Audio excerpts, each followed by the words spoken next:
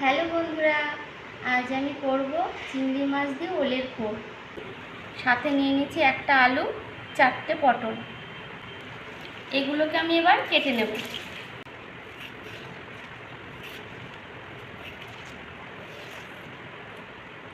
এইভাবে ছোট ছোট করে কেটে নেব।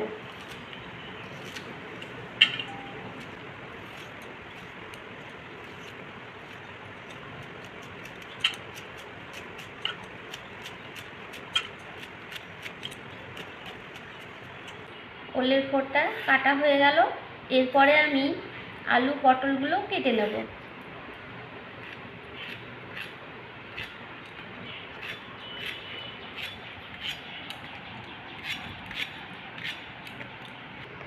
এই যে আমার সবজিগুলো সব কাটা হয়ে গেছে। এরপরে আমি ভালো করে ধুয়ে নেব। এরপরে আমি সবজিগুলো জল, লবণ, হলুদ দিয়ে সিদ্ধ করে নেব। এই যে কিছুটা পরিমাণ আমি জল দিয়ে দিচ্ছি, দিয়ে দিচ্ছি সামান্য লবণ,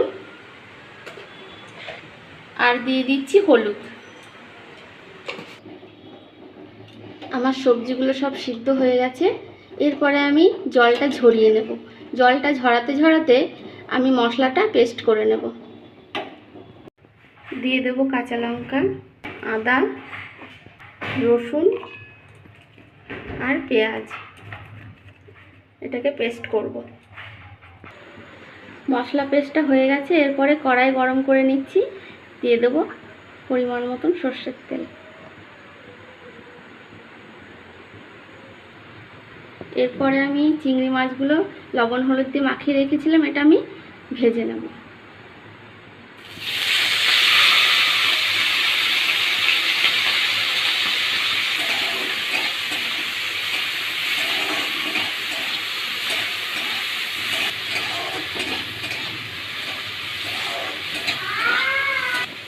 চিংড়ি মাছ আমার ভাজা হয়ে গেছে।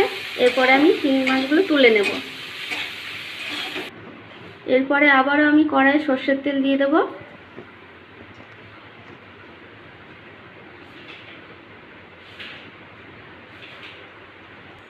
এরপরে দিয়ে দেব আমি সামান্য একটুখানি পাঁচফোড়ন।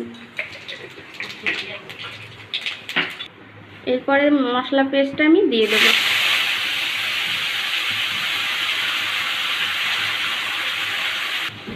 পরিমাণ মতন লবণ দেব,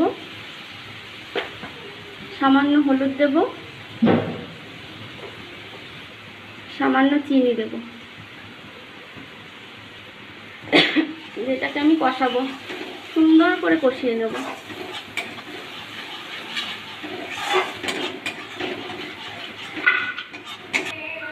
মশলাটা আমার কষানো হয়ে গেছে।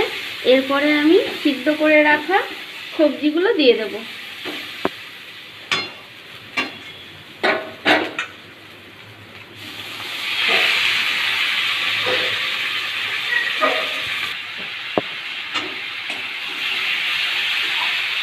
সবজিগুলো খুব সুন্দর করে মশলার সাথে কষাবো। এটা খেতে খুব টেস্টি হয়।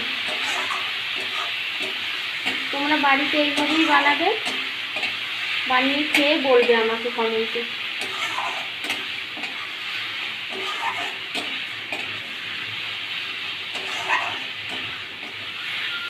পরে ভেজে রাখা চিংড়ি মাছগুলো আমি দিয়ে দেবো।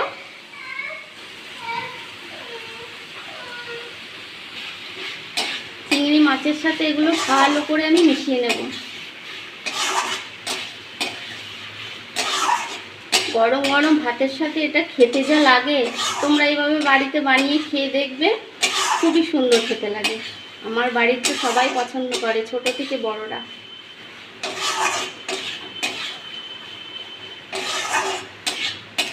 পুরো রেডি হয়ে এসেছে। এবার আমি এটাকে নামিয়ে নেব। দেখো, আমি নামিয়ে নিয়ে চলে এসেছি। চিংড়ি মাছ দিয়ে ওলের ফোড়টা পুরোপুরি রেডি। ভিডিওটা তোমাদের কেমন লাগলো কমেন্টে জানিও। দেখা হবে পরবর্তী ভিডিওতে।